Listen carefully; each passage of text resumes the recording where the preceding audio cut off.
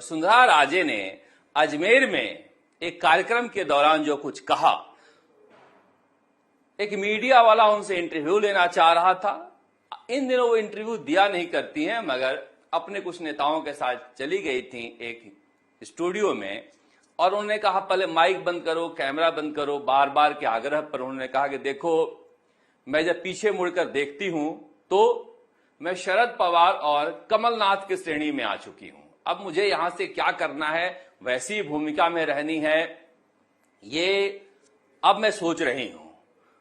क्या शरद पवार और कमलनाथ की तरह वसुंधरा राजे को लगने लगा है कि अब उनकी राजनीति की सांध्यकाल शुरू हो गई है? अपने बेटे बेटी को जिस तरह उन्होंने आगे बढ़ाकर नेपथ्य में चले गए हैं, क्या उसकी तैयारी वो कर रही हैं? वो समझ चुकी हैं कि बीजेपी में अब कोई रास्ता बचता नहीं है। आगे वो क्या कहती हैं कि मैं जात पात की राजनीति से ऊपर उठना चाहती हूं। वो बार बार बीजेपी को यही समझाती हैं कि मेरे अंदर ऐसी खूबी है कि बाकी सारी जातियों को मैं जोड़ सकती हूं। अब मैं कहता हूं तो बार बार कहते हैं कि आप बार बार जाट जाट क्यों करते हो, मगर वसुंधरा राजे ने विधानसभा चुनाव से पहले हर जगह यही समझाने की कोशिश की थी कि मुझे लाओ तो जाट बीजेपी के साथ जुड़ जाएंगे, वरना नहीं जुड़ेंगे। अब ये कल भी मैंने आपसे कहा था, ये लंबी बातचीत का मुद्दा है। आगे उन्होंने कहा कि ये जो एक दूसरे को काटने का खेल चल रहा है, अब भजनलाल शर्मा कह रहे हैं कांग्रेस में चल रहा है, वसुंधरा राजे कह रही है तो बीजेपी में चल रहा है। वसुंधरा राजे ने कहा कि एक दूसरे का काटने का खेल जो चल रहा है वो खेल बंद होना चाहिए। ये हम एक दूसरे को काट कर कुछ हासिल नहीं कर पाएंगे, कहीं आगे नहीं जा पाएंगे। ये बड़ी बात कही है और वसुंधरा राजे समझ गई हैं। काट काट कर यहां पहुंची थी, काट काट कर पहुंचने पर आदमी खुद ही कट जाया करता है। काटने की राजनीति कहीं लेकर नहीं जाती है आपको, मगर जीवन के राजनीति के सांध्यकाल की बेला में ये समझ में आए तो बहुत देरी हो चुकी होती है। अशोक गहलोत को भी समझ में आ ही रहा है, पर बीजेपी के अंदर का जो झगड़ा है, जो कांग्रेस की तरह सतहों पर नहीं है, उसे भी उन्होंने छिपे हुए शब्दों में बयान कर दिया। मगर वसुंधरा राजे को काट कौन रहा है? प्रधानमंत्री नरेंद्र मोदी, भजनलाल शर्मा, पता नहीं, या फिर अंता उपचुनाव में जो काटा गया उसका दर्द है। मगर आखिरी सवाल जो पत्रकार पूछता है, जिसे वो कहती हैं कैमरा बंद करो, माइक बंद करो, इस तरह से नहीं, तैयारी करके आऊंगी तो बोलूंगी।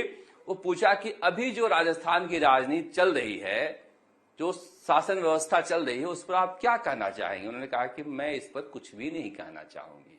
भजनलाल शर्मा की तारीफ भी नहीं कर पाई, अपनी सरकार की तारीफ कर देती, यही कह देती कि बीजेपी अच्छा काम कर रही है।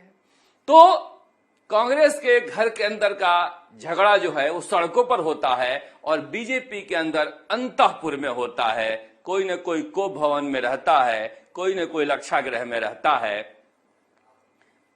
अब ये झगड़ा बहुत ज्यादा कामयाब इसलिए नहीं हो पाता कि ये पार्टी लीडर बेस्ड पार्टी नहीं है, नेता आधारित पार्टी नहीं है। यहां पर वसुंधरा राजे घर बैठा दी गई तो फिर बैठा दी गई। अब किसी जिला अध्यक्ष की औकात नहीं है कि जाकर फोटो खिंचवाकर सोशल मीडिया पर डाले, उस जिला अध्यक्ष की बाट लग जाएगी। यहां पर अशोक गहलोत के यहां से फोन आता है कि आपको आना है फोटो खिंचवाने, बढ़िया बुके लेकर आना है। वो आता है, फिर फोटो खिंचाता है, फिर डाला जाता है कि डोटासरा के यहां ज्यादा पहुंचे हैं कि अशोक गहलोत के यहां ज्यादा पहुंचे हैं। इसलिए लगता है कि वहां झगड़ा ज्यादा है। पर ये जो मैं आपको दृश्य दिखा रहा था वसुंधरा राजे के बाड़मेर का। जब वहां पहुंची थी तो कार्यकर्ता कह रहे थे कि मैडम आप आई हैं, देखिए, और हमें बताया ही नहीं गया कि आप आ रही हैं। अब देखिए मुट्ठी भर भीड़ आई है वसुंधरा राजे को।